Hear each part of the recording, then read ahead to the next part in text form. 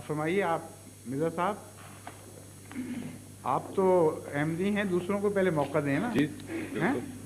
कुछ एक दो सवालात हैं जो गैर अहमदी दोस्तों ने ही हाँ करने वो थे। ठीक है, वो कुछ नहीं, खुद नहीं करना चाहते। बहुत अच्छा। तो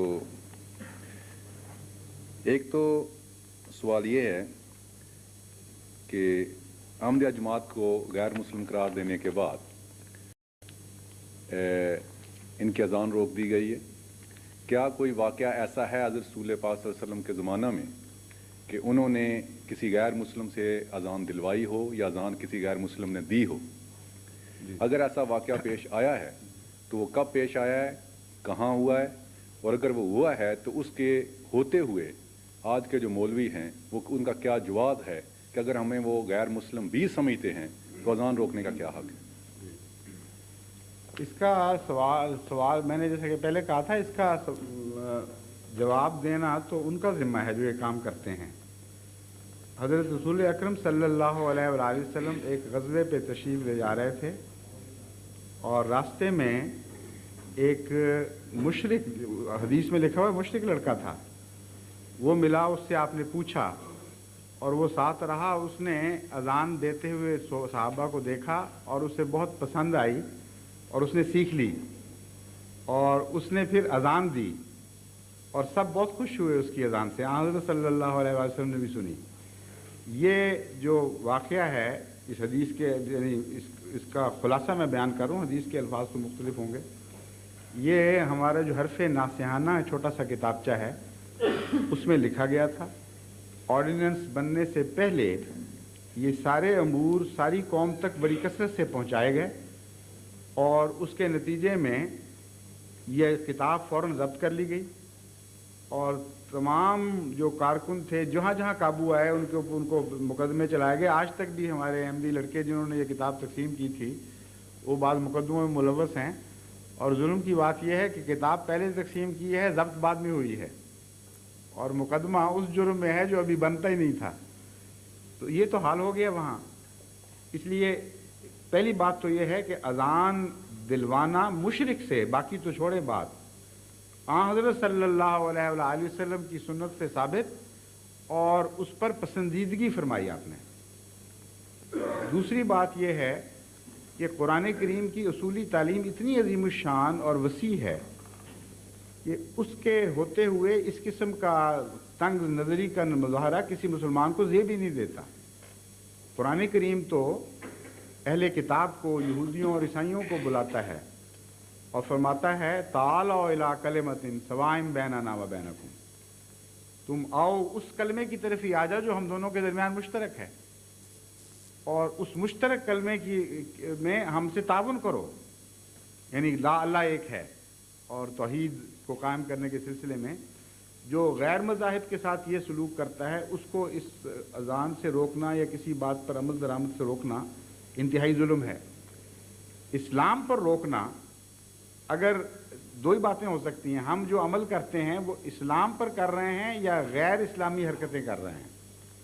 अगर कलमा पढ़ना गैर इस्लामी है तो फिर भी कुछ सोच सकता है आदमी बात कि गैर इस्लामी हरकत से रोका जा रहा है। अगर नमाज पढ़ना गैर इस्लामी है तो फिर भी सोचा जा सकता है कि ये इसलिए रोक रहे हैं। अस्सलामु अलैकुम कहना अगर गैर इस्लामी है तो सोचा जा सकता है कि ये गैर इस्लामी हरकत से रोक रहे हैं। इस्लामी हरकतों से रोक रहे हैं और अपनी मस्जिदों में भी इस्लामी इबादत से रोक रहे हैं, जबकि हज़रत अक़दस मोहम्मद मुस्तफ़ा सल्लल्लाहु अलैहि वसल्लम की सुन्नत ये थी कि जब नजरान के ईसाइयों का वफ़द आया तो मस्जिद नबवी में गुफ्त व शनीद के दौरान उनका इबादत का वक्त आ गया। उन्होंने रसूल अकरम सल्लल्लाहु अलैहि वसल्लम से इजाज़त मांगी कि हम जाना चाहते हैं क्योंकि हम अपनी इबादत करना चाहते हैं। आपने फरमाया ये भी तो खुदा की इबादत के लिए जगह कायम हुई है, यहीं इबादत कर लो। चुनांचे उन्होंने मस्जिद नबवी में अपनी इबादत की, यानी हज़रत अक़दस मोहम्मद मुस्तफ़ा सल्लल्लाहु अलैहि वसल्लम मस्जिद नबवी जैसी पाकीज़ा जगह में, जो मुसलमानों के नज़दीक बैतुल हरम के बाद सबसे मुक़द्दस मस्जिद है, वहाँ गैर मुस्लिमों को अपनी इबादत की इजाज़त देते हैं और यहाँ इस्लामी इबादत से अंगेख्त हो जाते हैं, कहते हैं मुश्तिल हो जाते हैं, बर्दाश्त नहीं कर सकते। کہ جن کو ہم غیر مسلم سمجھ رہے ہیں وہ اسلامی طریقے اختیار کریں. اب کوئی عقل ہونی چاہیے. کوئی دستور دنیا کا ایسا ہے جس کی روح سے اس قسم کی حرکتیں جائز ہوں؟ کوئی انسانی قدر ایسی ہے جس کے پیمانے پر ان حرکتوں کو آپ ناپیں اور کہیں کہ ہاں ٹھیک بیٹھتی ہیں؟ واقعہ جو ہو رہا ہے وہ عام مسلمانوں کو پتہ ہی نہیں کہ ہو کیا رہا ہے. انہوں نے ہمیں غیر مسلم کیوں قرار دیا؟ وہ تو پہلے سے کہہ رہے تھے غیر مسلم. سارے علماء سب کہہ رہے تھے جو دین کا علم رکھنے والے ہیں وہ غیر مسلم تو ہمیں شروع سے کہتے چلے آ رہے ہیں. حکومت سے کیوں کہلوایا؟ اس اسمبلی سے کیوں کہلوایا جس میں اکثر مسلمان ممبروں کو پتہ ہی نہیں تھا اسلام کیا ہوتا ہے؟ کوئی سیاسی سازش ہے، کوئی دینی بات ہی نہیں. کیونکہ دین کے نمائندہ تو علماء ہیں، ان کا کہنا کافی تھا. انہوں نے کہا غیر مسلم ہیں، سب کو مان لینا چاہیے تھا یا مان لیتے ہوں گے، لیکن ان کو حکومت کی مجبوری کیوں پیش آئی؟ ایک سیاسی فیصلہ تھا، ایک سازش تھی. میں بتاتا ہوں کس طرح وہ آگے چلی ہے. اس کے نتیجے میں وہ یہ چاہتے تھے کہ قوانین بنا کر مسلمانوں ان کے اوپر ایسی سختی کی جائے کہ عام مسلمان جو ان کی باتیں سن کر احمدی ہوتے چلے جا رہے ہیں ان کے لیے ایک بھیانک دیوار کھڑی ہو جائے، ایک خطرہ پیدا کر دیا جائے کہ پہلے تو ہم برداشت کر لیتے تھے کسی حد تک، اب حکومت تمہیں پکڑے گی اگر تم احمدی ہو گئے. اور حکومت نے اعلان کر دیا کہ غیر مسلم ہیں تو عوام الناس بھی اور جو مذہب کا براہ راست علم نہیں رکھتے وہ کہیں گے اب تو بڑی بڑی بات ہو گئی ہے، حکومت نے کہہ دیا غیر مسلم ہوں گے. یہ کیا انہوں نے، بڑی اونچی دیوار بنا دی، لیبل لگا دیا کہ اب احمدی قانون کے نزدیک بھی غیر مسلم ہیں، لیکن احمدی پھر بھی ہوتے رہے. بلکہ اس کثرت سے ہونے شروع ہوئے کہ مارشل لا کے ابتدائی زمانہ میں ایک ان کے جرنیل تھے جنرل چشتی، انہوں نے آزاد کشمیر میں ایک بیان دیا اور وہ اخباروں میں چھپا. اس بیان میں انہوں نے ایک سوال کرنے والے کے سوال کے جواب میں یہ کہا کہ حکومت نے سارے میز لیے کہ جماعت احمدیہ کی اشاعت رک جائے اور دوسرے لوگ احمدی ہونا بند کر دیں جو قانونی ذرائع تھے. لیکن نتیجہ یہ نکلا ہے کہ جب سے یہ قانون 74 میں پاس ہوا ہے اس وقت سے اب تک ان کی افزائش 10% بذریعہ تبلیغ ہو چکی ہے. یعنی ان کی تعداد میں 2-3 سال کے اندر 10% کا اضافہ ہوا ہے ہماری رپورٹوں کے مطابق ان کی تبلیغ کے ذریعے. اب یہ شکل پیدا ہوئی جو ان کے اس اقدام کی پوری شکست کا اعلان تھا. اگر تم یہ سمجھتے ہو کہ غیر مسلم حکومت کے کہہ دینے سے لوگ رک جائیں گے یا اپنی عقل سے کام نہیں لیں گے، حکومت کی عقل سے کام لیں گے، یہ تو نہیں ہو سکتا. اس کے نتیجے میں اسکیمیں بنائی گئیں کہ اب زیادہ سختی کی جائے، زیادہ شدت اختیار کی جائے ظلم میں. اور ایک فیصلہ یہ کیا گیا جو آرڈیننس ہے 84 کا، اس کی روح یہ ہے کہ یہ بحث نہیں ہے کہ ہم ان کو غیر مسلم سمجھتے ہیں. بحث اب یہ ہے کہ جو ہم سمجھتے ہیں وہ یہ بن کے دکھائیں، اور اگر وہ یہ نہیں بنیں گے تو ہم ان کو ماریں گے. یہ ویسی بات ہے کہ کوئی انسان کسی کو کہہ دے میں تمہیں کتا سمجھتا ہوں، اکثریت ہے کہہ دے کتا کیا بیچارہ کر سکتا ہے اکیلا، لیکن اس کے باوجود لوگ ویسا آدمی بننے سے باز نہ آئیں. تو پھر فیصلہ کیا جائے کہ یہ بات نہیں ہوگی. اب جس کو ہم کتا سمجھیں وہ بھونک کے دکھائے، وہ کتوں والی حرکتیں کرے، کتوں والی غذا کھائے، کتوں والا ذریعہ زندگی کا بنا لے، تب ہم چھوڑیں گے، ورنہ معاف نہیں کریں گے. بین ہی یہ سلوک اب جماعت احمدیہ سے کیے جا رہے ہیں. غیر مسلم وہ ہمیں سمجھتے ہیں، سمجھتے رہے، ہمیں کیا فرق پڑتا ہے، ہم نے خدا کو جان دینی ہے، مولویوں کو جان تو نہیں دینی ہے، حکومت پاکستان کو نہیں دینی جان. کہتے ہیں ہم تمہیں غیر مسلم سمجھتے ہیں اس لیے تم غیر مسلم بن کے دکھاؤ، ورنہ ہم تمہیں معاف نہیں کریں گے، تمہیں قتل کریں گے.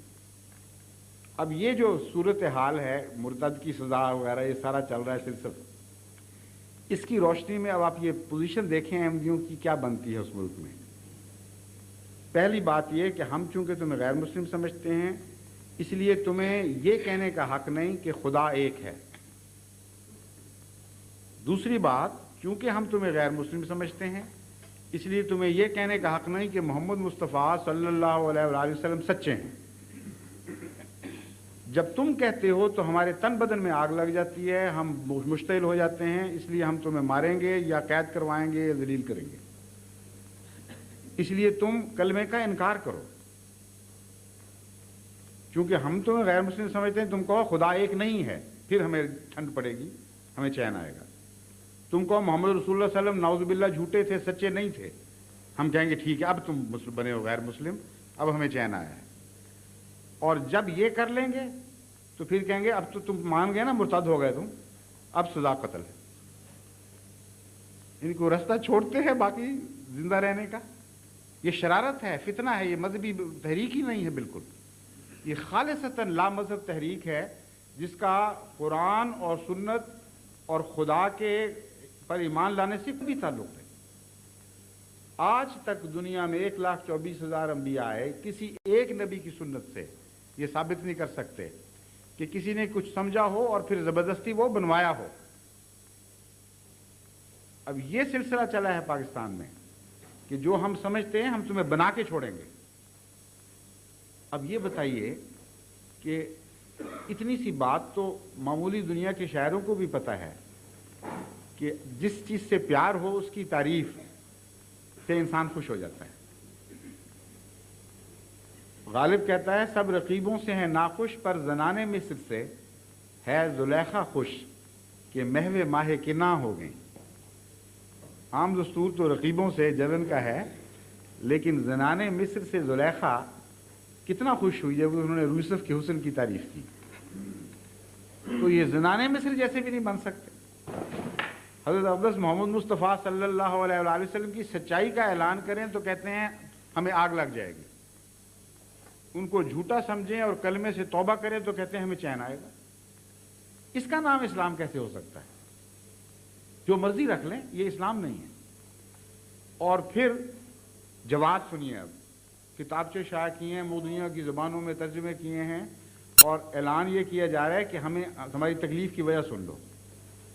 کلمے سے نہیں تکلیف یہ ہے کہ ایسے پلید لوگ، ایسے ناپاک لوگ یہ کلمہ پڑھتے ہیں، کہتے ہیں ٹٹی پر اگر اللہ کا نام لکھ دے کوئی تو تمہیں غصہ نہیں آئے گا، گندی جگہ پہ خدا کا نام لکھ دے تو غصہ نہیں آئے گا۔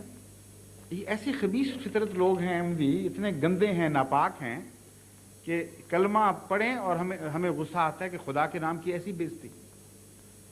اگر یہ دیانت اول تو ایسی احمقانہ دلیل ہے کہ کوئی معمولی سمجھ والا آدمی بھی اس پہ غور ہی نہیں کر سکتا کہ کوئی وقیرے والی بات ہی نہیں ہے۔ اس کے کئی پہلو ہیں۔ اگر یہ واقعتاً سچا اعلان ہے تو وہ لوگ جو رسول اکرم صلی اللہ علیہ وسلم کو جھوٹا سمجھتے ہیں، گالیاں دیتے ہیں، لیکن خدا پر ایمان لاتے ہیں، وہ اللہ کا نام لیتے ہیں، اس سے کوئی نہیں تکلیف ہوتی تمہیں؟ ان کو بھی قتل کرو، ان کو بھی گالیاں دو، ان کو بھی مارو۔ جتنے عیسائی ہیں پاکستان میں ان سے بھی یہ حق چھینو، ان کو بھی کہو خبردار جو تم نے خدا کا نام لیا، تم ایسے ناپاک اور گندے لوگ ہو جو رسول اللہ علیہ وسلم کو جھوٹا سمجھ رہے اور پھر خدا کا نام لیتے ہو، تمہیں ہم خدا کا نام بھی نہیں لینے دیں گے۔ دیانت ہی نہیں ہے۔ تقویٰ سے بات چلے تو پھر آگے تقویٰ کے مطابق فیصلے ہونا۔ جب خدا کا خوف ہی نہ رہے تو پھر ایسی بیوقوفی والی حرکتیں کرتے ہیں لوگ۔ اگلا پہلو اس کا یہ ہے کہ کلمہ تو مسلمان بنانے کا رستہ ہے۔ مشرک پڑھے تو مسلمان ہوتا ہے، گندا پڑھے تو پاک ہوتا ہے۔ قرآن کریم فرماتا ہے کہ رسول کریم صلی اللہ علیہ وآلہ وسلم پر آیات اس لیے نازل فرمائی گئیں لیزکی ویزکیہم، یتلو علیہم آیاتہ ویزکیہم ویعلمہم الکتاب والحکمہ۔ آیات کی تلاوت ان پر کرتا ہے، وہ کان جو سنتے ہیں وہ آیات، وہ تو ناپاک ہوتے ہیں، ان پر کیوں وہ تلاوت کی جاتی ہے؟ لیکن فرماتا ہے اس تلاوت کی برکت سے یزکیہم، ان کو پاکیزہ بناتا چلا جاتا ہے۔ تو کسی احمدی نے کلمہ پڑھ کے پاک ہونا ہو تو کیا کرے؟ کلمہ نہ پڑھ کے پاک نہیں ہو سکتا، کلمہ پڑھنا منع کیونکہ ناپاک کلمہ پڑھ نہیں سکتا۔ یعنی اسلام کا رستہ ہی بند کر دیا احمدیوں کے لیے کلیتاً۔ کسی پہلو سے عقل کا شائبہ بھی نہیں ان کے اس طریقہ کار میں۔ آگے سنیے ایک اور دلیل، کہتے ہیں ایک اور بات یہ ہے کہ بیچ میں سے یہ نہیں پڑھتے، دل میں یہ محمد رسول اللہ کا نام نہیں لیتے بلکہ احمد رسول اللہ کہتے ہیں، مرزا غلام احمد رسول اللہ۔ اور چونکہ اندر سے یہ اور ہیں اس لیے ہمیں ان کو کوئی حق نہیں کہ مسلمانوں کو دھوکہ دیں، بظاہر کلمہ پڑھیں اور اندر سے کہہ رہے ہوں مرزا غلام احمد۔ اول تو یہ کہ اندر انہوں نے کہاں جا کے دیکھا، یعنی خدا دل کہتا ہے میں دلوں میں ہوں، یہ مولوی کہتے ہیں نہیں ہم بھی بیٹھے ہوئے دلوں میں، ہمیں سب کچھ پتہ ہے۔ دوسرے یہ کہ اگر اندر سے اور پڑھتے ہیں مرزا غلام احمد رسول اللہ تو ان کا اپنا دین ہے، پھر تمہیں کہے جائیں گے جہنم میں، پھر کیا فرق پڑتا ہے؟ اور کس کس کو تم روک سکتے ہو اس قسم کی منافقت سے؟ اگر منہ سے کچھ اور کہتا ہے تو جہاں تک انسان کا کام ہے اس کا صرف اتنا حق ہے خدا نے جو دیا ہے کہ اس کے قول کو قبول کر لے اور اس کا معاملہ خدا پر چھوڑے۔ پھر یہ انکویزیشن کی جو تحریک ہے یہ تو اسپین میں عیسائیوں نے ایجاد کی تھی کہ زبردستی اندر سے حال معلوم کرو بیچ میں سے وہ ہے کہ نہیں۔ اسلام نے تو ایسی کوئی تحریک نہیں چلائی، اسلام نے تو اس کے بالکل برعکس فیصلے دیے، اور آن حضرت صلی اللہ علیہ وآلہ وسلم کی سنت سے قطعی طور پر ثابت ہے کہ یہ طریق مردود ہے جو یہ اختیار کر رہے ہیں۔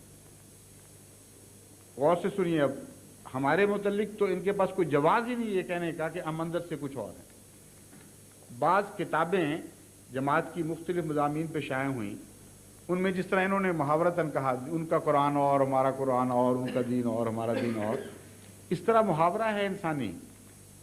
بعض کتابوں میں یہ فکرہ لکھا گیا کہ ان کا کلمہ اور ہمارا کلمہ اور ان کا خدا اور ہمارا خدا اور، بعض مخالفوں سے بحث کرتے ہوئے۔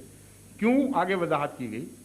اس لیے کہ وہ خدا سے یہ مراد لیتے ہیں جو خدا کی شان کے خلاف ہے، وہ رسول کے یہ معنی کرتے ہیں جو رسول کی شان کے خلاف ہے، اس لیے عملاً نام چاہے ایک ہی لے رہے ہوں عملاً ان کا رسول جدا ہو جاتا ہے۔ یہ بحث تھی، انہوں نے وہ ٹکڑا اٹھایا اور اس کو کتاب میں لکھ دیا کہ دیکھو جی ثابت ہو گیا، اب تو چور پکڑا گیا۔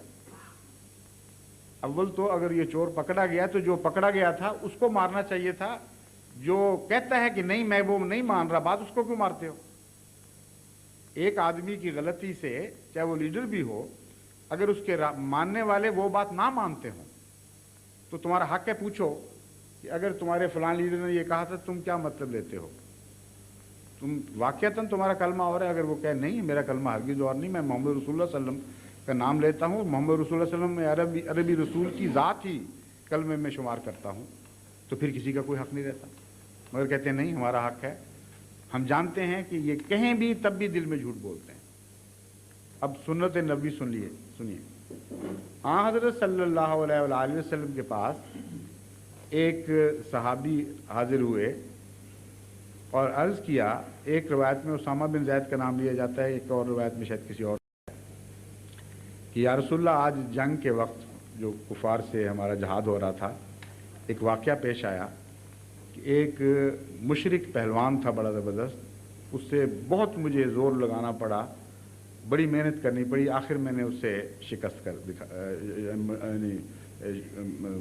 پچھاڑ دیا، اور پچھاڑنے کے بعد گرانے کے بعد جب میں اسے قتل کرنے لگا تو اس نے کہا لا الہ الا اللہ محمد رسول اللہ، اشہد ان لا الہ الا اللہ محمد رسول اللہ، میں گواہی دیتا ہوں کہ اللہ ایک ہے اور محمد مصطفیٰ صلی اللہ علیہ وسلم اس کے رسول ہیں۔ مجھے پتا تھا کہ یہ حالات جن میں وہ کلمہ پڑھ رہا ہے، جھوٹ بول رہا ہے، بکواس ہے، اس کے دل میں ہو ہی نہیں سکتا، جان کے خوف سے، جان بچانے کے لیے کلمہ پڑھ رہا ہے، چنانچہ میں نے اس کی کوئی نہیں سنی اور اسے قتل کر دیا۔ وہ روایت بیان کرتے ہیں خود کہ میں نے ساری زندگی حضرت محمد مصطفیٰ صلی اللہ علیہ وآلہ وسلم کو اتنا غصے میں نہیں دیکھا، تمتما اٹھا چہرہ آپ کا غصے سے، اور بار بار یہ فرماتے تھے کہ قیامت کے دن جب کلمہ تمہارے خلاف گواہی دے گا تم کیا جواب دو گے خدا کو؟ جب کلمہ کہے گا کہ یہ پڑھا گیا تھا اور پھر بھی تم نے قتل کیا۔ کہتے ہیں اتنی دفعہ کہا کہ اس روایت میں ہے کہ میرا حسرت اٹھی کہ کاش اب رسول اللہ صلی اللہ علیہ وسلم اس کہنا بند کر دیں، اتنی مجھے تکلیف پہنچی۔ ایک اور روایت میں ہے جو اسی قسم کے مضمون کی روایت ہے، وہ بعد میں مسلمان ہوئے تھے جن کے متعلق یہ روایت ہے، انہوں نے کہا کہ جب میں نے رسول اللہ صلی اللہ علیہ وسلم کو یہ بات اپنا واقعہ سنایا تو آن حضرت صلی اللہ علیہ وسلم اتنے ناراض ہوئے، اتنے شدید غصے میں تھے کہ میں نے نہیں، وہی ملتا جلتی روایت لیکن ایک فرق کے ساتھ کہ آپ نے یہ فرمایا بار بار حلا شققت قلبہ، حلا شققت قلبہ، ए काश तूने दिल फाड़ के देख लिया होता, तूने दिल फाड़ के क्यों ना देख लिया? तुम्हें क्या पता था कि अंदर से क्या कह रहा है और क्यों तुमने कत्ल किया उसको? वो कहते हैं जब इतना दफ़ा फरमाया रसूल करीम सल्लल्लाहु अलैहि वसल्लम ने कि मैंने हसरत की काश मैं आज से पहले मुसलमान ही ना हुआ होता कि मुझे हुजूर अकरम सल्लल्लाहु अलैहि वसल्लम की नाराज़गी का दिन न देखना पड़ता। अब ये सुन्नत मोहम्मद मुस्तफ़ा सल्लल्लाहु अलैहि वसल्लम, जहाँ सबसे ज़्यादा शक की गुंजाइश मौजूद है, कत्ल की छुरी तैयार है, उसके नीचे लेट कर एक आदमी कह रहा है कलमा पढ़ता हूँ, शक की सबसे बड़ी वहाँ गुंजाइश मौजूद है। उसके मुतल्लिक तो हज़रत अक़दस मोहम्मद मुस्तफ़ा सल्लल्लाहु अलैहि वसल्लम का ये फतवा है, और ये आज कहते हैं कि नहीं हमें हक़ है तुम्हारे दिल के राज, हम राज पाएँ खुद ही फैसला करेंगे, हमें पता है, और फिर ऐलान करें कि इनको मरदूदों को कत्ल करो, ये झूठा कलमा पढ़ते हैं, कलमा क्यों पढ़ते हैं? आगे सुनिए, कुरान करीम गवाही देता है, सूरह मुनाफिकून में अल्लाह ताला फरमाता है कि इज़ा जाअकल मुनाफिकूना क़ालू इन्नका रसूलुल्लाह वल्लाहु यालमु इन्नका लरसूलुहु वल्लाहु यशहदु इन्नल मुनाफिकीन लकाज़िबून।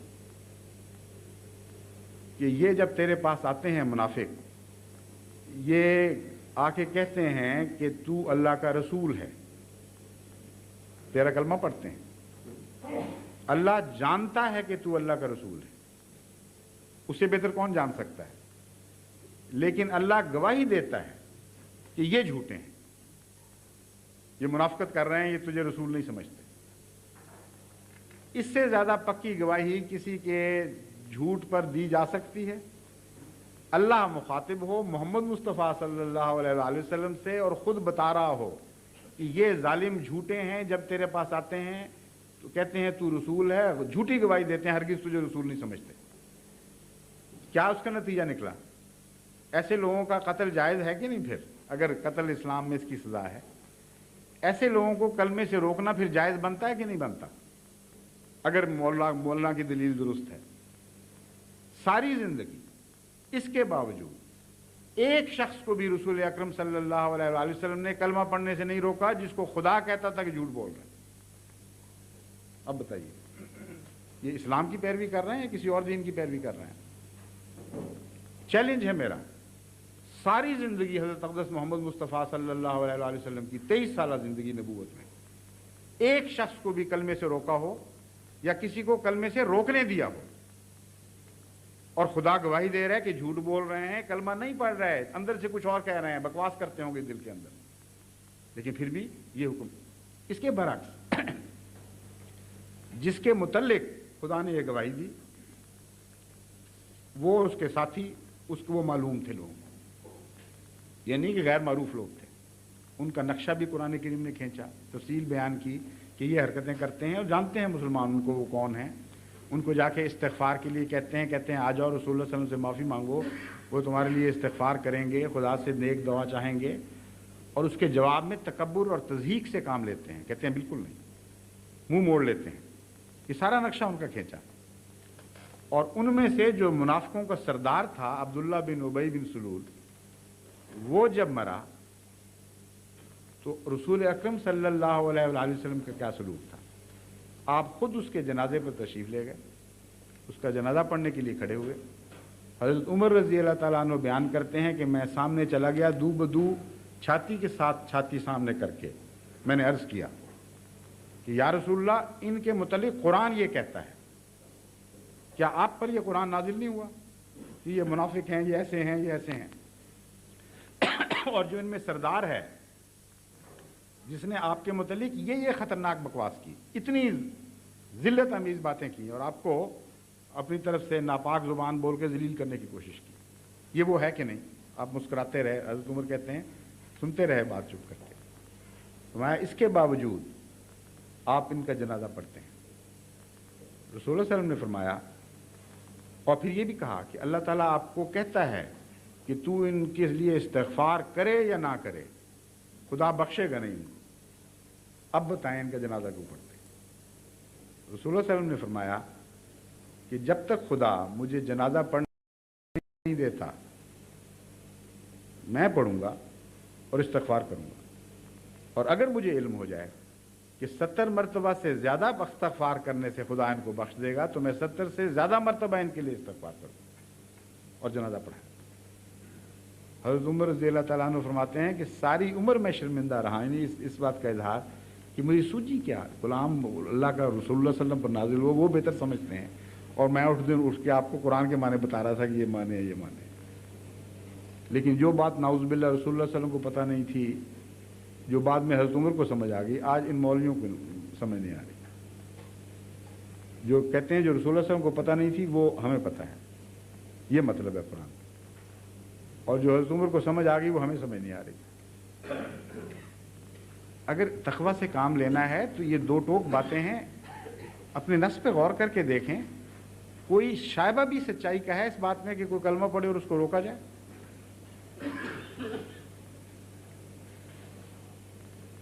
اور کوئی بات؟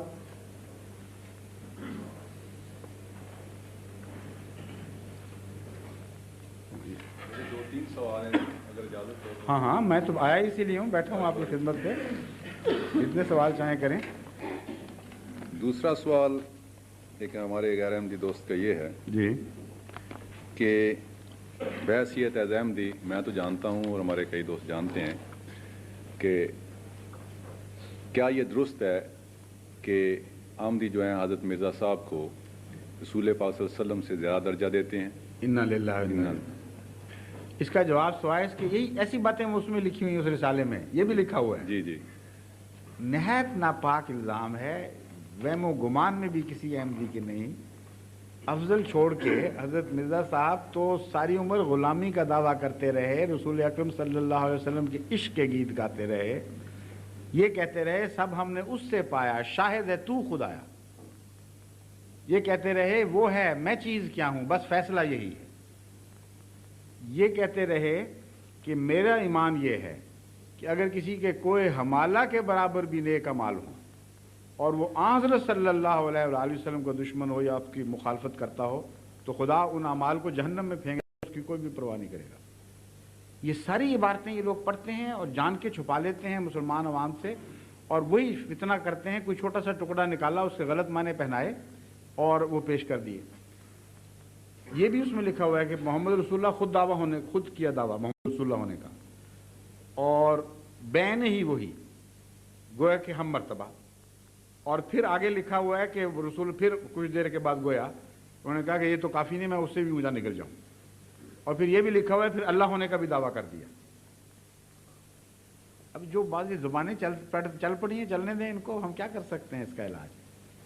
اللہ کا دعویٰ کیا تو ہم کس کی احمدی ان کو نظر نہیں آتے خدا کی عبادت کرتے ہوئے؟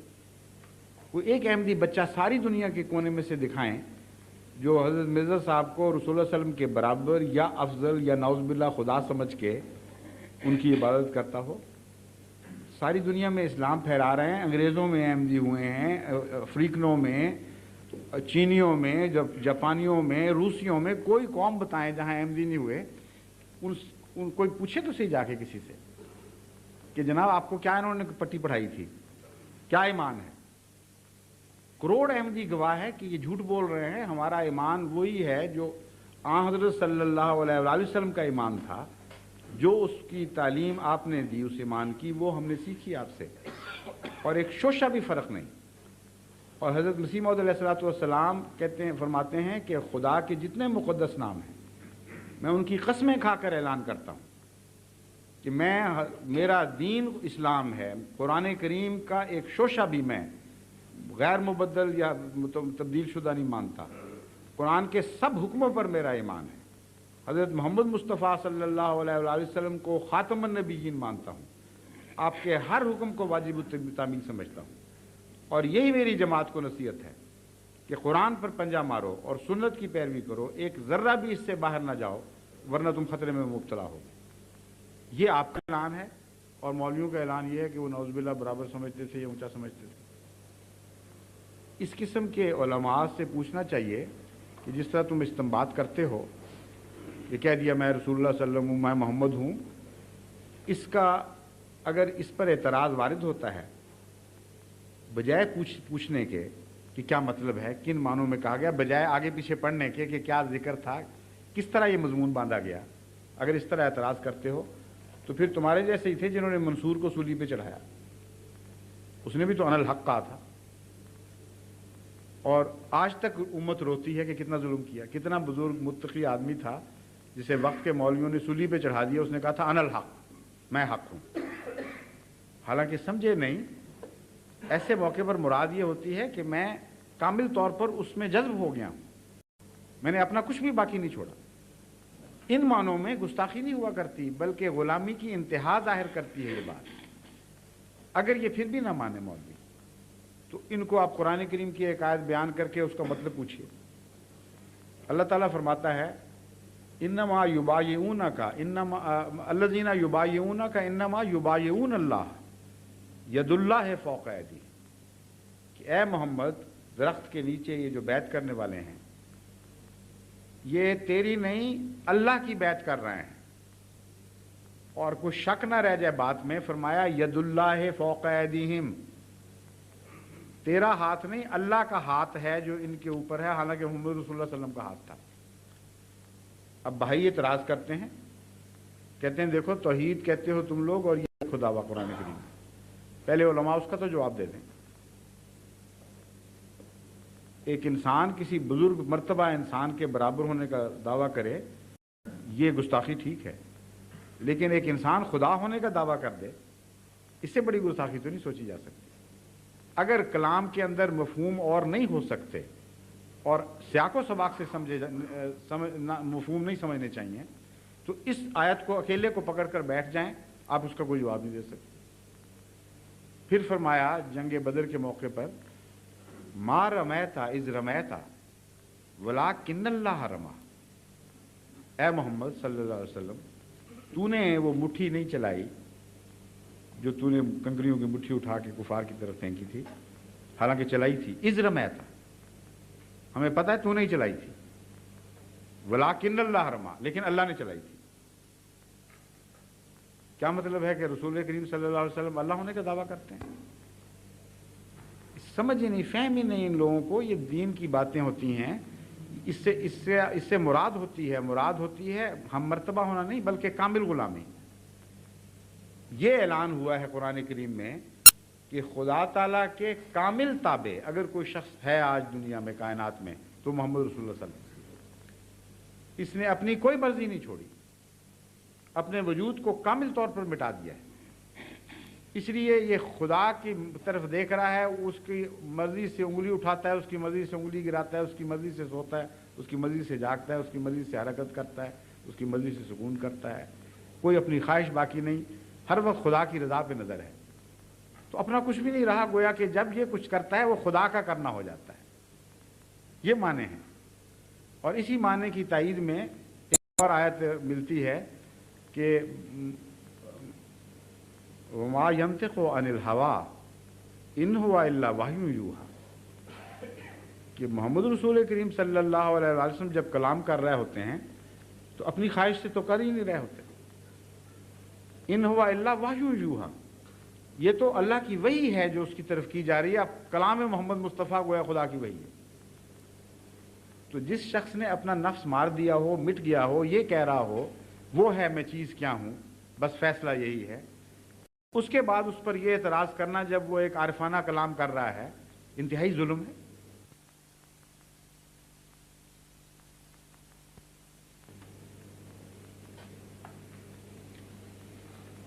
All those, there are certain guests here, I think they are English speaking, or perhaps if they are not English speaking, at least they don't know Urdu.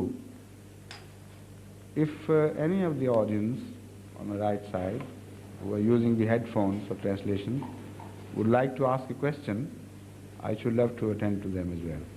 But because today's session is devoted for the Urdu speaking, so I should ask your permission to bear with me if I answer you in Urdu and my answer reaches you through the media of translation. Is that all, please?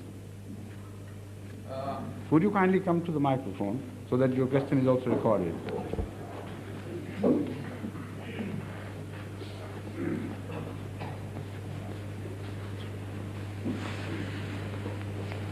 First, I would like to thank Mr. Nasir Ahmad for inviting me to your meeting.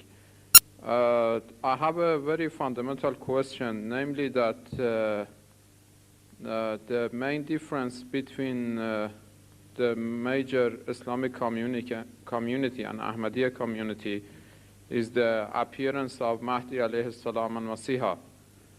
And now the main question is this, that according what I have been hearing so far, in Pakistan there is a lot of oppression, which I do agree with it, not to Ahmadiyya but to other communities as well.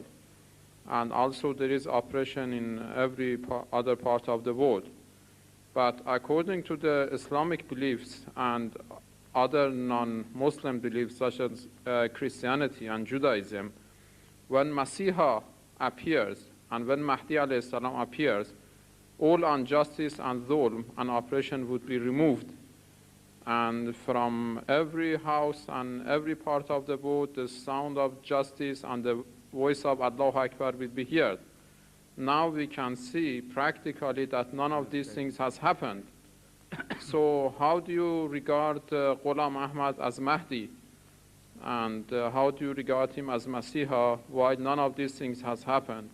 And if we say that this is something which is going to happen gradually, is not something which is according to the Quran and according to the Hadith. I explained that. Yes, because according to the Hadith, when Mahdi appears, there will be something like a big revolution and a big fight. Yes, I understand fully. Inshallah, I'll answer you. Please, Yes, thank you very much. Yes. This question has been asked of me so many times that the moment you started, I knew where you were going to end up, so I'll explain that, inshallah, in every respect. पहली बात, I'm sorry again to refer to speak in Urdu, please. पहली बात तो इन्होंने पहले मैं इसका तर्जमा कर दूं, कुछ शायद कोई दोस्त ना समझे हों। कहते हैं कि असल बुनियादी इख्तिलाफ जमात अहमदिया का और दूसरे इस्लामी फ़िरक़ों का ये है कि आप मिर्ज़ा ग़ुलाम अहमद साहब कादियानी को महदी और मसीह मान रहे हैं और दरअसल यही फ़र्क है। ये बात इनकी बिल्कुल दुरुस्त है। बाकी जितने फ़र्क हैं वो शख्साने हैं इन चीज़ों के, इस इख्तिलाफ़ के ही शख्साने हैं। बुनियादी फ़र्क ये है कि वो महदी और वो मसीह जिसके वादे किए गए थे उम्मत से, वो आ गया है कि नहीं, और अगर आ गया है तो कौन है।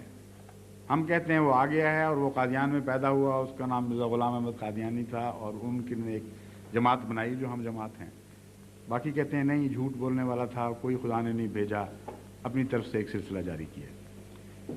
ये फरमाते हैं कि जहाँ तक हमने इस्लाम सुना और इस्लाम में आने वाले की पेशगोइयों का जिक्र पड़ा, मिर्ज़ा ग़ुलाम अहमद साहब कादियानी पर ईमान लाने की कोई वजह नज़र नहीं आती, क्योंकि उन पेशगोइयों में और मिर्ज़ा साहब के हालात ज़िंदगी में एक बुनियादी तज़ाद है, और वो तज़ाद ये होता है कि पेशगोइयों की रूह से हम पर यह ज़ाहिर हुआ कि जब महदी आएगा तो दुनिया को अदल से भर देगा और हर तरफ अदल का दौरा होगा और इंसाफ की हवा चलेगी। और हमने ये देखा कि जब से मिर्ज़ा ग़ुलाम अहमद कादियानी आए हैं, जुल्म उसी तरह जौर और सफाकी और जुल्म से भरी हुई है, और ये बात दुरुस्त नहीं निकली, ये दुनिया अदल से भर जाएगी। दूसरी बात, अगर मसीह मानते हो तो मसीह के मुतल्लिक सिर्फ मुसलमान ही नहीं बल्कि ईसाई भी मानते हैं, यहूद भी मानते हैं कि जब मसीह आएगा तो क़यामत उसके साथ साथ आएगी और गोया उसके साथ जुड़ी हुई होगी, और उसके आने के थोड़े अरसे के बाद, बाज़ 40 साल कहते हैं, बाज़ इन्होंने नहीं कहा, मैं बता रहा हूँ, बाज़ 40 साल कहते हैं, बाज़ और वर्षा बयान करते हैं कि क़यामत जल्दी आ जाएगी। और ख़ुद अहमदियों को मुसल्लम है ये बात, ये करीबन 100 साल हो गए हैं मिर्ज़ा साहब को आए हुए और कोई क़यामत नहीं आई। तो इन दो अमूर की रोशनी में हम मिर्ज़ा साहब को सच्चा समझने का या आप सच्चा समझने का क्या हक़ रखते हैं, ये है इनका सवाल। इसके पस मंज़र में अब मैं आपको, बहुत वसी जवाब है लेकिन मैं मुख्तसर करना पड़ेगा, इशारतन बात बातें कहूँगा, बात तफसील से बयान करूँगा।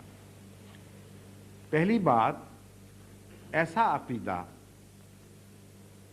कि मसीह या महदी के ज़रिए वो वाक़या होगा, कुछ वाक़या हो जाएगा जो इससे पहले किसी नबी को खुदा ने तमाम कायनात में तौफीक नहीं दी।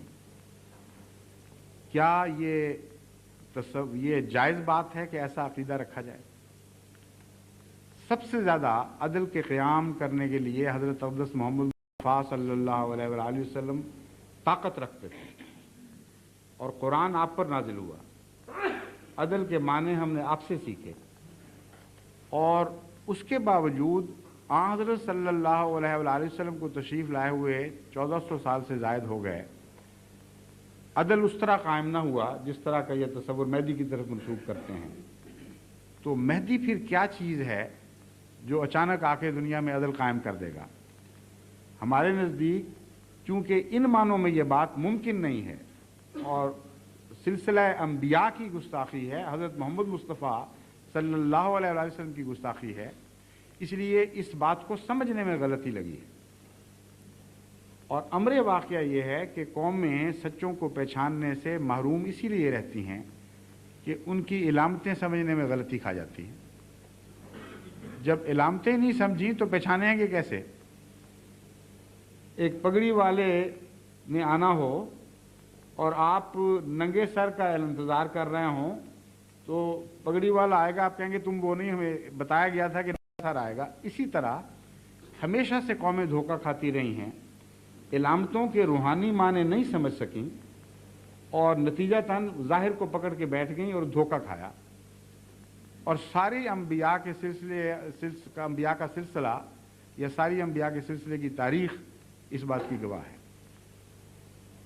सबसे ज़्यादा वाज़ेह इलामतें हमारे मुसलमानों के अक़ीदे के मुताबिक हज़रत सल्लल्लाहु अलैहि वसल्लम के मुतल्लिक़ थी। कुरान करीम फरमाता है कि नाम तक लिखवा दिया गया था पहले सहीफ़ों में और तुम पढ़ते हो वो नाम, उसके बावजूद उन्होंने धोखा खाया। इसलिए उनका तसव्वुर और था किस तरह आएगा और कहाँ से आएगा। वो मोनोपली बना बैठे थे हज़रत इसहाक़ के ख़ानदान की और इस्माइल की तरफ से आने का तसव्वुर ही नहीं था, इसलिए वो धोखा खा गए। तो पहली बात तो ये है कि आप पेशगोई के मफ़हूम को तारीख़ी पस मंज़र में समझने की कोशिश करें। मजहबी तारीख़, आम तारीख़ नहीं, मजहबी तारीख़ के पस मंज़र में समझने की कोशिश करें।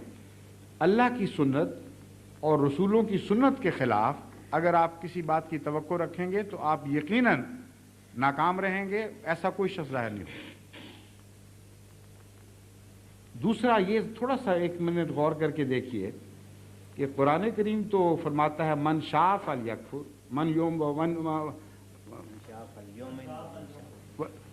शाअ फलयुमिन मन शाअ फलयकफुर मन शाअ फलयुमिन।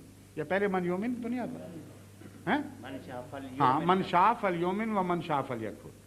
जो चाहे ईमान लाए, जो चाहे इनकार करे। और कुरान करीम से रिपीटेडली मुसलसल पता चलता है कि इंसान को इख्तियार दिया गया है, इसीलिए उसको हक है इनकार करे या ना करे, और इसीलिए जज़ा सज़ा है। अगर इख्तियार ना हो तो जज़ा सज़ा का कोई सवाल नहीं। अब महदी किस तरह जालिमों को एकदम अदल पे मजबूर करेगा? दो ही शक्लें हैं। या तो अचानक महदी को इतनी बड़ी सियासी ताकत हासिल हो जाएगी कि वो तलवार के जोर से अदल को जारी करेगा, या दिलों में अदल को ठोंसेगा जबकि पहले नबी नहीं ठोंस सके। और रसूल अकरम सल्लल्लाहु अलैहि वसल्लम ने जब ख्वाहिश फरमाई कि सारी दुनिया मुसलमान हो जाए तो अल्लाह ताला ने कुरान करीम में आपको मुखातिब करके फरमाया कि तू चाहता है ठीक है, लेकिन अल्लाह नहीं ज़बरदस्ती किसी को मुसलमान बनाएगा। इस कुरानी आयत के ख़िलाफ़ किसी हदीस के माने कैसे लिए जा सकते? तो अल्लाह ज़बरदस्ती ज़ालिमों को अदल पे किस तरह मजबूर करेगा, जबकि कुरान फरमाता है कि हम रसूल अकरम सल्लल्लाहु अलैहि वसल्लम की ख्वाहिश के बावजूद उन लोगों को हदायत नहीं देंगे जो हदायत नहीं पाना चाहते। तो फिर वो लोग जो इतने सफाकी में मुब्तला हों अचानक किस तरह अदल पे कायम हो जाएंगे? आप गौर तो कीजिए, दुनिया की छोटी से छोटी रियासत में भी आज इतने मजालिम हो रहे हैं, इतना जुल्म है, इतनी सफाकी है کہ یہ کہنا کہ امام مہدی کو آتے ہی وہ توبہ کر کے کہہ دیں گے ہاں ہم ٹھیک ہو گئے، یہ خدائی دخل کے بغیر ممکن نہیں ہے، اور خدا کہتا ہے میں دخل نہیں دوں گا ایسے معاملات میں، اور قرآن کہتا ہے۔ اس لیے اصول ہے کہ ہر وہ حدیث جو واضح طور پر قرآن سے ٹکراتی نظر آئے، وہ یا رسول اللہ صلی اللہ علیہ وآلہ وسلم کا کلام ہی نہیں، یا اس کے معنی تم نے غلط سمجھے ہیں، دوبارہ غور کرو اور ایسے معنی بناؤ جو قرآن کے ساتھ مطابقت رکھتے ہیں۔ دوسرا پہلو اب میں زیادہ تفصیل سے کوئی نسبت بیان کرتا ہوں۔ امام مہدی جب آئیں گے اور وہ عدل سے دنیا کو بھر دیں گے، اس کے دو پہلو ہو سکتے ہیں۔ ایک زبردستی والا جو میں نے بتایا بالکل ناممکن ہے، ہرگز ایسا نہیں ہو سکتا۔ دوسرا یہ کہ خدا تعالیٰ اس زمانے میں امام مہدی کے ظہور کے بعد عدل کی ایک رو چلا دے گا، اور وہ لوگ جو پہلے انسانی عدل کے معاملات میں ظالمانہ رویے رکھتے تھے یا عدل کی کوئی قیمت نہیں جانتے تھے، خدا کی طرف سے ایسی ہوا چلے گی کہ قومیں عدل کی طرف متوجہ ہوں گی، اور سوالات اٹھنے شروع ہوں گے، اور ہیومن رائٹس کے مسئلے اٹھیں گے، اور انسان کے ساتھ انصاف کا معاملہ زیادہ سے زیادہ شدت اختیار کرنے لگ جائے گا، مظلوم قومیں، غلام قومیں آزاد ہونے لگ جائیں گی، کیونکہ عدل کا تصور ابھرے گا اور عالم پر چھاتا چلا جائے گا۔ یہ تدریجی واقعہ اس میں پیشگوئی میں ممکن ہے، اور بہنیں یہی ہو رہا ہے۔ جب حضرت مرزا صاحب تشریف لائے، جب آپ نے دعویٰ کیا، اس وقت کی حالت دیکھیں کہ سوائے مغربی استعماری قوموں کے باقی ساری دنیا غلام تھی، چپا چپا دنیا کا غلام تھا۔ پھر ایک عدل کی تحریک اٹھی، پہلے کالوں کی طرف سے اٹھی، پہلے زردوں کی طرف سے اٹھی، دوسرے لوگوں کی طرف سے اٹھی، پھر رفتہ رفتہ پھیلنی شروع ہوئی، پھر خود حاکم قوموں میں داخل ہوئی، یہاں تک کہ آج سفید قومیں سفید قوم افریقہ کے خلاف اٹھ کھڑی ہوئی ہیں کہ تم کون ہوتے ہو عدل کے خلاف چلنے والے اور ناانصافی کرنے والے۔ تو یہ ہوا تو چلتی ہوئی دکھائی دے رہی ہے، یہ دن بدن پھیلتی چلی جا رہی ہے۔ سینکڑوں قومیں آزاد ہو چکی ہیں اس عدل کے تصور کے نتیجے میں، اور اقوام متحدہ اور دوسرے ادارے وجود میں آ رہے ہیں، ایمنسٹی انٹرنیشنل بن رہی ہے، دوسری چیزیں متحرک ہو رہی ہیں۔ اس لیے خدا کی تقدیر اس طرح تدریجاً فیصلے کیا کرتی ہے۔ دیکھنا یہ ہے کہ اس ہوا کے چلنے کا آغاز ہوا کرے، اور وہ پہلے سے بڑی قوت میں، زیادہ قوت کے ساتھ، زیادہ شدت کے ساتھ، زیادہ محسوس ہوتی ہوئی آگے بڑھ رہی ہے کہ نہیں بڑھ رہی۔ اگر مسلسل یہ رخ ہے تو پھر کسی کا حق نہیں کہ مرزا صاحب سے وہ توقع رکھے جو کبھی خدا نے پہلے نہیں کیا، اور یہ ان کو کہہ سکے کہ ان معنوں میں بھی تم سچے نہیں ہو، عدل کی کوئی ہوا دنیا میں نہیں چلی، اور کوئی سلسلہ نہیں جاری ہوا جس کے نتیجے میں ہم کہہ سکیں کہ آخر دنیا عدل تک پہنچے گی۔ دوسرا پہلو ہے عیسیٰ علیہ الصلوۃ والسلام کے متعلق یہ تصور کہ قیامت ان کے ساتھ جڑی ہوئی ہے۔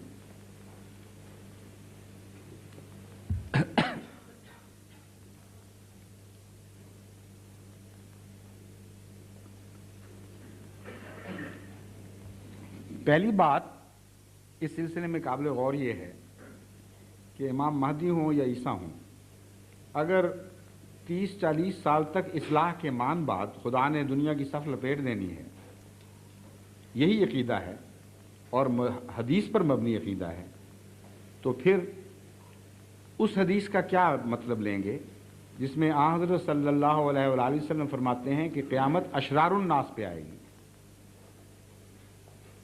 ان لوگوں کی خدا صف لپیٹے گا جو سب سے زیادہ شریر ہوں۔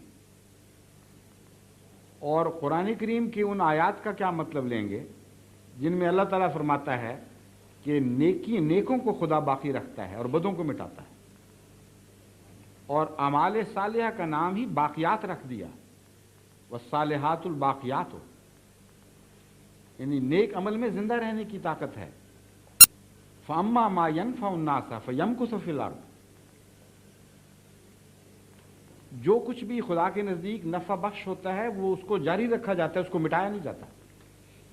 تو اچانک خدا ان سارے ارشادات کو بھلا کر، قرآن کی تعلیم کو بھلا کر جو اس نے دی تھی، یہ فیصلہ کیسے کر لے گا کہ جب دنیا عدل سے بھر گئی، جب لمبی بدکاریوں کے بعد انسان آخر صالح بن گیا، جب امام مہدی نے اور مسیح نے مل کر عظیم روحانی انقلاب برپا کر دیا جو پہلے کسی نبی کو توفیق نہیں ملی تھی، تو اب ان کو مٹا دو۔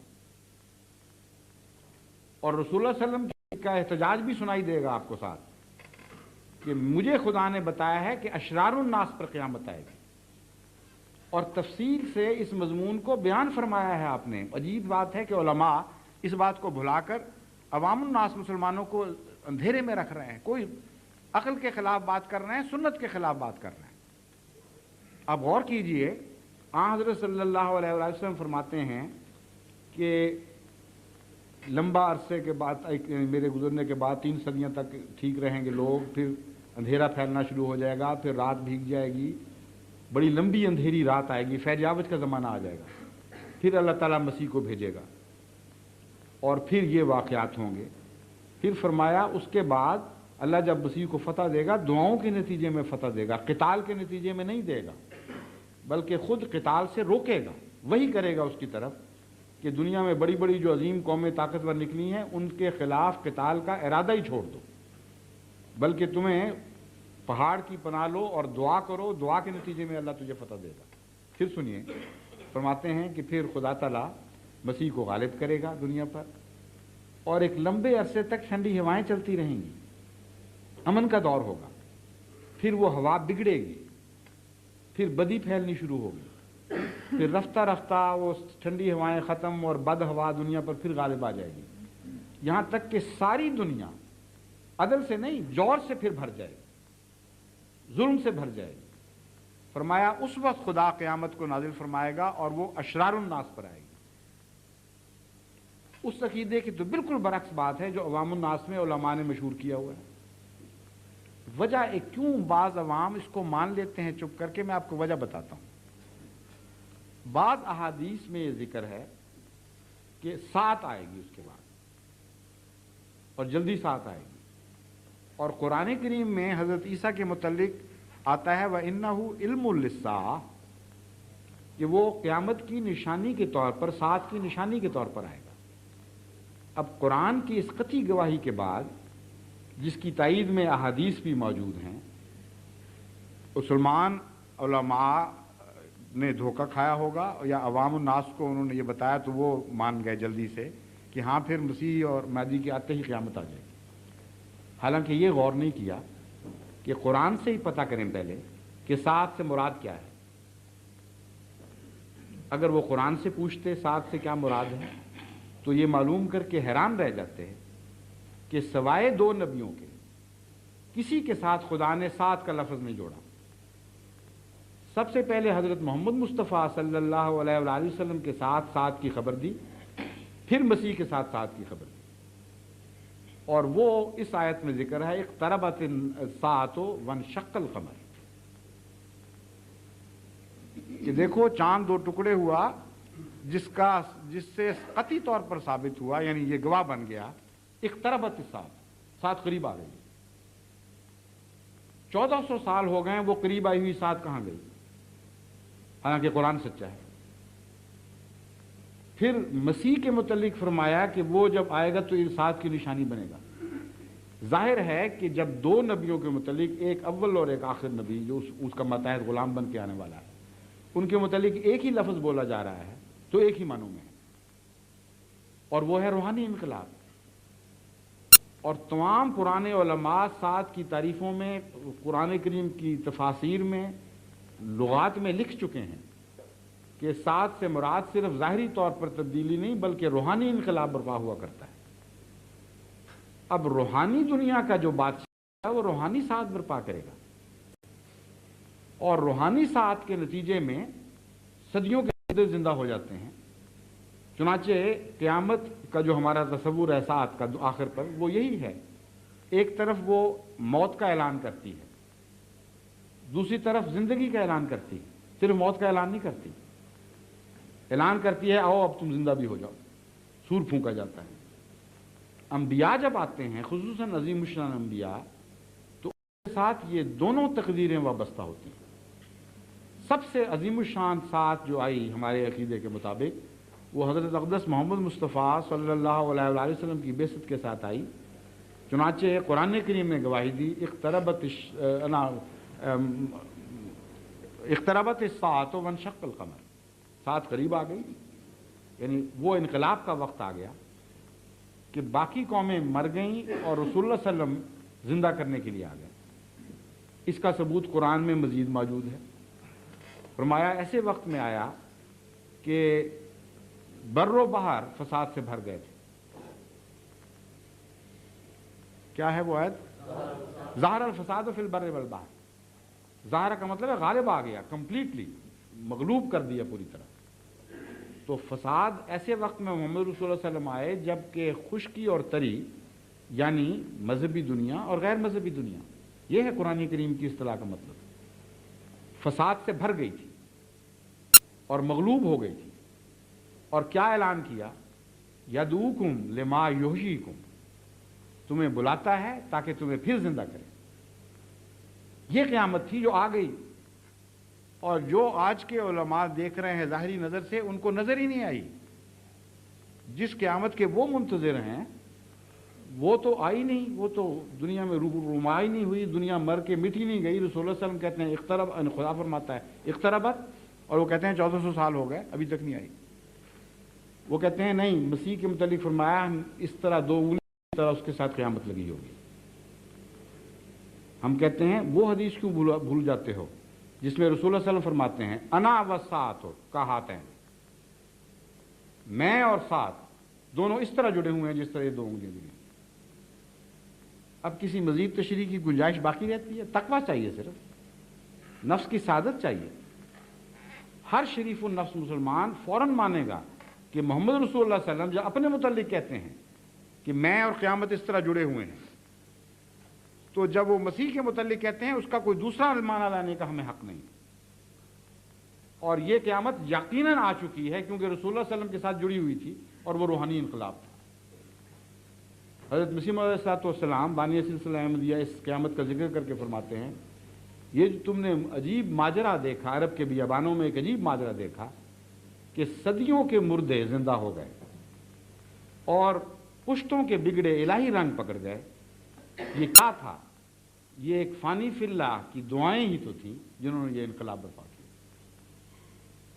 तो मसीह इसके सिवा कोई और क़यामत बर्पा नहीं कर सकता, ना कोई और इंसान दुनिया में कर सकता है। और इसी क़यामत की वैल्यू है, इसी की कीमत है। वरना ज़ाहिरी तौर पर मिटाना हो तो वैसे ही अकल के ख़िलाफ़ बात है कि नेक बना के खुदा मार दे, और जबकि खुद फरमाता है कि मैं तो वार्निंग देता हूँ लोगों को अजाब से पहले कि नेक बन जाओ, इसलिए भेजता हूँ नबी के डराएं, अगर नहीं बनोगे तो हलाक होगे। ये नहीं फरमाता कि नेक बनोगे तो मैं हलाक करूँगा।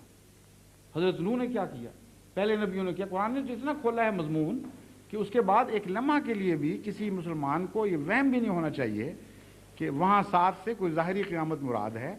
इधर मसीह और मादी ने नेक बनाया, उधर अल्लाह ने तलवार फेर दी सबकी रगे जान पर और हलाक कर दिया। ये अकल के खिलाफ अक़ीदा है और दीन के खिलाफ अक़ीदा है।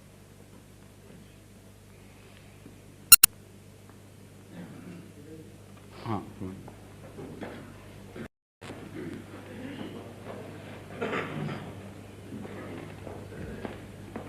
just a moment. I think you wanted to say something. You were about to say something when he, expressed his desire earlier than you. So you were most welcome. Please. पहले इनको दें, ये पहले इन्होंने फरमाया था. Again, you will ask your question in English and you will permit me to respond. Yes. I didn't know until this morning that there was a sect of Islam which believed that the Messiah had already come for the second time, and I didn't know about this man. You didn't know that? No, I didn't know. I didn't know this. So I'm a bit confused. And also I always thought that when the Messiah came a second time, the day of judgment would occur at that time. The day of judgment would occur at that time because there would be a judgment of the righteous and a judgment of the wicked. Yes. And also, I'm wondering whether, although the first question this morning was that well, was the two Qurans of the one sect and one of the other sect different? And I accept that they're the same, although I'm not really too familiar with the Quran, but I accept that. What I want to know is, did this man add to the Quran? I mean, like, he never took anything away, but did he add anything to it? I'll explain that. Okay, thank you. इनका सवाल पहले तो है कि मैं बातें मुझे यहाँ आके मालूम हुई, मुझे पहले पता नहीं था कि क्या सही अकीदा क्या है जमात का या मसीह के मुतल्लिक़ क्या मानते हैं। अब आखिर पे फरमाते हैं कि मेरा असल अब सवाल ये है कि मिर्ज़ा साहब जो आए तो इन्होंने कुरान में कोई इजाफ़ा किया। ये सवाल बड़ा दिलचस्प है और ये उठाया जाता है मुख्तलिफ सिमत से, हालांकि ये अंग्रेज़ हैं और ज़्यादा वाकिफ़ नहीं मुसलमानों के, लेकिन तजुब है इनके दिल में भी ये सवाल उठा है। और जब जवाब देते हैं हम कि नहीं, हरगिज़ नहीं, तो फिर अगला सवाल ये उठता है कि फिर क्या फ़ायदा आने का, जब कुरान मुकम्मल किताब मौजूद, तो जब इजाफ़ा ही नहीं किया तो फिर फ़ायदा क्या, और अगर क्या इजाफ़ा किया तो क्या फिर मरदूद, जो कुरान में इजाफ़ा करता है जो कामिल किताब है वो तो फिर मरदूद हो गया। तो गोया सवाल ऐसा है कि जिसका जवाब एक शायर के कौल के मुताबिक हमारे वास्ते राह अदम यूं भी है और यूं भी, जो कुछ भी जवाब दोगे तुमने मरना ही मरना है।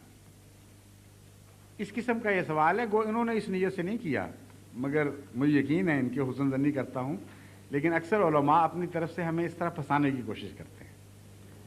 इसका सीधा जवाब ये है कि कुरान में इजाफे के लिए नहीं, बल्कि कुरान में इजाफों को मिटाने के लिए आए हैं।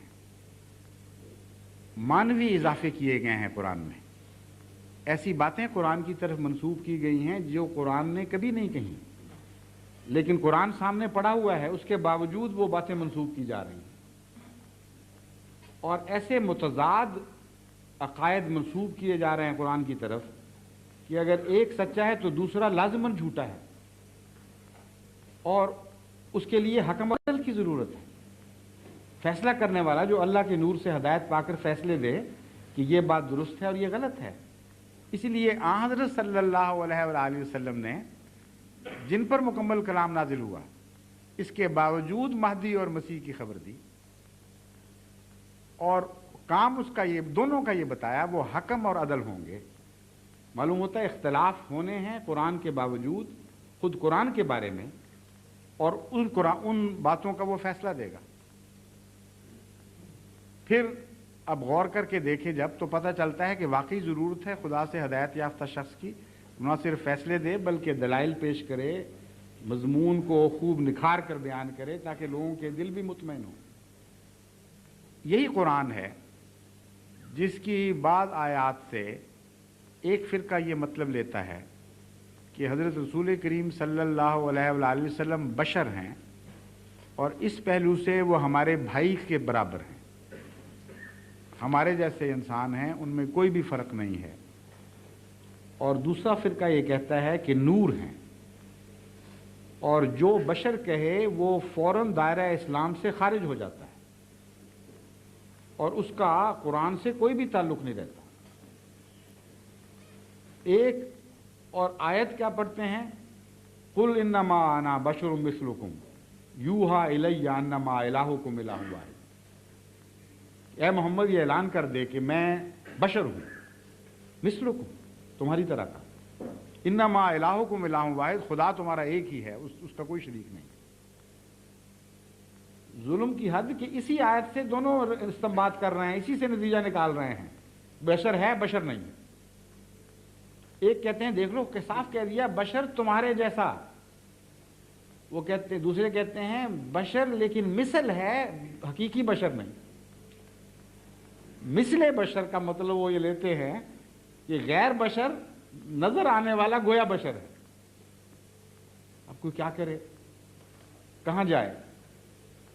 इसी किताब से इस्तेमाल करने वाले कहते हैं कि इससे साबित होता है कि हजरत अली रजी अल्लाह तआला अन्हो वसी थे और बाकी सारे सहाबा मुनाफिक थे जिन्होंने आपकी बैत की बजाय दूसरों की बैत कर ली, जो नऊज़ बिल्लाह गासिब। कहते हैं इसी कुरान से साबित होता है। दूसरे कहते हैं कि इन्ना लिल्लाह, ये तुम जुल्म क्या कर रहे हो, इसी कुरान से साबित होता है कि जो हज़रत अली को बिला फसल खलीफा माने वो झूठा, कुरान के खिलाफ, اور خود علی نے بھی ان کے کیا بیان کے مطابق پہلے تینوں خلفاء کی بیعت کی تھی، اس لیے تمہارا عقیدہ مردود، اور دونوں قرآن اٹھا رہے ہیں ہاتھ میں کہ دیکھ لو اس سے یہ ثابت ہوتا ہے، دیکھ لو اس سے یہ ثابت ہوتا ہے۔ 72 فرقے بنے ہیں اور قرآن ایک ہے۔ ابھی بھی حکم عدل کی ضرورت نہیں، اس لیے اضافہ کرنے والا نہیں آنا تھا، اضافوں کو مٹانے والا آنا تھا، اختلاف پیدا کرنے والا نہیں آنا تھا، بلکہ اختلافات کو حل کرنے والا آنا تھا۔ اور اس کے لیے اللہ کے نور کی ہدایت ضروری ہے، اللہ تعالیٰ کی طرف سے خاص تعلق ضروری ہے۔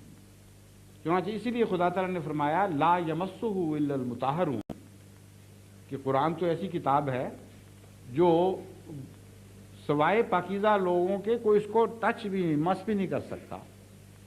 حالانکہ سارے آج کل پاکستان کی عدالتوں میں تو بالخصوص اور باہر بھی قرآن اٹھا کے جھوٹ بولتے ہیں۔ آپ پوچھ لیجئے جو پاکستان کے دوست تشریف لائیں گے ان کو تو پکا پتہ ہے نا کہ کیا ہو رہا ہے، یعنی اکثر گواہ جھوٹے، اتنے اکثر کے بعض ججز نے اپنی تقریروں میں کہا کہ ہمیں ساری زندگی میں اپنے تجربے میں ایک بھی کامل سچا گواہ نہیں ملا، اور سارا حرف گواہ اٹھاتا تھا قرآن کو، تو مس کیا نا انہوں نے، پھر مطہر نہیں تھے کیونکہ قرآن اٹھا کے جھوٹ بول رہے تھے اور مس کیا ہوا تھا۔ صاف پتہ چلتا ہے کہ قرآن کریم چونکہ کتاب مکنون بھی ہے، چھپی ہوئی کتاب بھی ہے، اس کے حقیقی معنی ان کو نہیں، ان کے سوا کو نہیں مل سکتے جن کو خدا خود پاک فرمائے، اس لیے رہنمائی کی ضرورت پڑی، اسی لیے آنے والی کا نام المہدی رکھا گیا، کامل ہدایت یافتہ، اللہ سے ہدایت پانے والا۔ قرآن کے ذریعے اور سنت کے ذریعے تو سارے مسلمان المہدی ہیں، وہ المہدی کیوں کہلائے گا؟ اس لیے کہ خدا خود اس سے کلام فرمائے گا، اس کی رہنمائی فرمائے گا، اس کو ہدایت دے گا، اور اس کی ہدایت کے بغیر وہ کلام نہیں کرے گا۔ ان معنوں میں حقیقت امر یہ ہے کہ گزشتہ سارے انبیاء مہدی تھے۔ چنانچہ قرآن، یہ بات جو میں بیان قرآن کریم نے لکھی ہے، میں اپنی طرف سے کوئی بات نہیں بیان کر رہا، فرماتا ہے قرآن انبیاء کا ذکر کر کے یامرون یہدون بامرنا،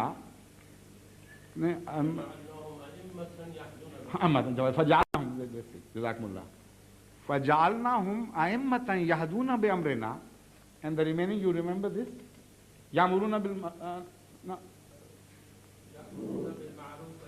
No, not after this. After this, khair, the word khair is mentioned, that they call towards khair. Hafiz Sahib, you remember this? Hafiz Sahib? No, that is a different verse. Yes, I know.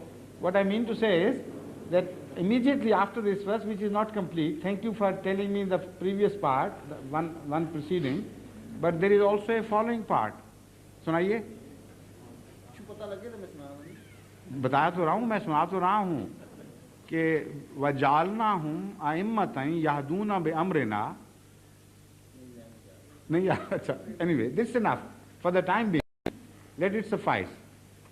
یہ سورہ انبیاء میں بھی ہے اور 2-3 جگہ اور بھی اسی آیت کو اسی طرح بیان فرمایا گیا ہے کہ خدا انبیاء کا لسٹ بتائی گی کہ یہ انبیاء تشریف لائے، ان کا نام کیا رکھا، وہ کیا کرتے تھے۔ فرمایا یہدون، ہم نے ان کو امام بنایا۔ پہلی ان کی صفت یہ بیان فرمائی کہ وہ سارے انبیاء ائمہ تھے اور ایسے امام تھے جن کو ہم نے بنایا تھا، خود نہیں بن گئے تھے۔ دوسری یہ بات بیان فرمائی یہدون بامرنا، وہ اپنی طرف سے ہدایت نہیں دیتے تھے بلکہ ہمارے حکم کے مطابق ہدایت دیتے تھے، یعنی مہدی تھے۔ ہادی وہ ہوتا ہے جو اپنی طرف سے ہدایت دے رہا ہے، مہدی وہ ہے جو پہلے ہدایت پاتا ہے۔ تو نبوت کی تعریف ہی یہ فرمائی گئی ہے کہ وہ امام مہدی ہوں گے۔ اور حضرت صلی اللہ علیہ وآلہ وسلم جب فرماتے ہیں کہ میرے غلاموں میں سے اللہ تعالیٰ ایک المہدی پیدا کرے گا اور خدا اس کو حکم اور عدل بنائے گا، تو مطلب بالکل واضح کھل جاتا ہے۔ ضرورت یہ ہے اس کی کہ اپنی طرف سے کلام کرنے والے تو کروڑوں ہوں گے اس وقت، ہر عالم اپنے معنوں کی طرف کھینچ رہا ہوگا، کسی کو الہی سند نہیں حاصل ہوگی، ایک ایسا غلام امت محمدیہ میں پیدا ہوگا جسے خدا تعالیٰ اپنی سند سے ممسوح فرمائے گا، اس کی برکت بخشے گا، اور پھر وہ اس مقام پر کھڑا ہو جائے گا کہ فیصلے فرمائے گا۔